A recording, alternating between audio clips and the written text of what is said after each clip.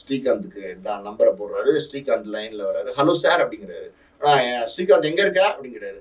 Sir நீங்க நான் பாண்டி பஜார்ல ஒரு ஷாப்பிங்ல இருக்கேன் சார் அப்படிங்கிற. அப்படியா, சரி உடனே கிளம்பி நீங்க வா சார், இந்த பில் போட போறேன் சார், முடிச்சுட்டு ஒரு 1/2 மணி நேரத்துல வந்துருவா சார். அதெல்லாம் வேண்டாம், அதெல்லாம் அப்படி வாங்கினதெல்லாம் அப்படியே வச்சுட்டு உடனே வா, முக்கியமான மேட்ரு அப்படின்னு இருக்காரு. சார் அப்படியா சார், சரி சார் சரி சார் அப்படின்னு சொல்லிட்டு, ஏன்னா ஃபர்ஸ்ட் படம் கொடுத்த ப்ரொடியூசரு, அது இல்லாமல் ஆஸ்கார் ஃபிலிம்ஸ் ரவிச்சந்திரன் ஒரு பேரு புகழோட இருக்கிற ஒரு ப்ரொடியூசர். அதனால இம்மீடியட்டா என்ன பண்ணாரு, ஸ்ரீகாந்த் பைக் எடுத்துட்டு அசோக் நகர் இருக்கிற ஆஃபீஸ்க்கு, ஆஸ்கார் ஃபிலிம்ஸ் ஆஃபீஸ் போறாரு.